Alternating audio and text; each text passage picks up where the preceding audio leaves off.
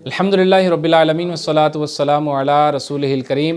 امام اہل سنت جلد نمبر 23 میں ایک سوال کے جواب میں کیا ذکر فرماتے ہیں؟ بڑی ہی زیادہ پیش آنے والی صورتحال ہے کہ لوگ محافل دینیہ میں وجد کسی ان پر کیفیت طاری ہو جاتی ہے اور وہ ہاتھ پاؤں مارتے ہیں، اپنے آپ کو بے ہوش ہونا دکھاتے ہیں، اور جیسی انکانشیسنس جیسی صورتحال وہ ان پر شو ہوتی ہے، ظاہر یہ لگتا ہے کہ ان میں وجد آ گیا ہے۔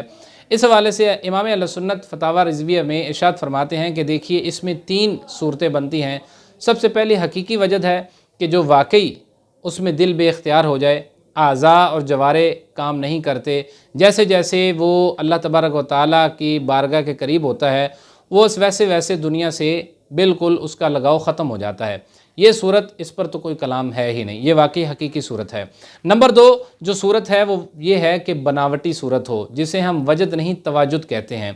تواجد میں یہ ہوتا ہے کہ اپنے اوپر ایسی صورت طاری کی جائے، اگر تو یہ ریاکاری کے لیے ہے تو یہ حرام ہے، اور ریا اور شرک سے اس کو امام اہل سنت تعبیر فرماتے ہیں اس سے بچنے کی بڑی زیادہ حاجت اور ضرورت ہے۔ جو لوگ ایسے کرتے ہیں وہ اپنے دل پر غور کریں، کیا ہم اپنے آپ کو شو آف تو نہیں کروا۔ تیسری صورت جو امام اہل سنت نے ذکر فرمائی کہ اگر اس کی یہ حالت بالکل بھی لوگوں کی طرف توجہ کیے بغیر بالکل اہل اللہ سے تشبیہ ہے، اور یہ اپنے آپ کو ان سے نقالی کرتے ہوئے اپنے اوپر یہ کیفیت طاری کرتا ہے کہ یہ میں ایسے کروں گا تو انشاءاللہ اللہ پاک مجھے اصل کیفیت بھی عطا فرمائے گا، تو پھر ایسا کرنا جائز بھی ہے اور محبوب اور محمود بھی ہے۔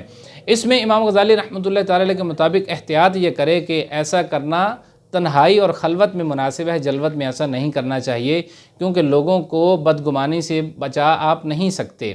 نبی علیہ السلام کے فرامین اور قرآن پاک اس پر شاہد ہے کہ بدگمانی حرام اشد حرام ہے۔ قرآن پاک ذکر فرماتا ہے یا ایھا الذین آمنوا اجتنبوا کثیرا من الظن ان بعض الظن اثم، اے ایمان والو کثیر گمانوں سے بچو، بے شک بعض گمان گناہ ہوتے ہیں۔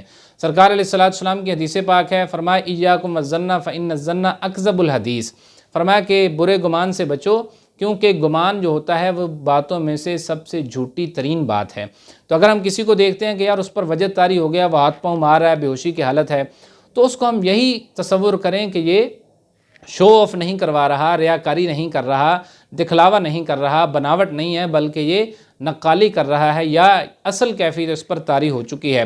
بدگمانی نہ کیجئے اور دوسروں کے افعال پر غائر نظر نہ کیجئے، سب سے پہلے اپنے آپ پر نظر کیجئے۔ اللہ پاک ہمارا حامی و ناصر ہو، آمین بجاہ نبی صلی اللہ علیہ وسلم۔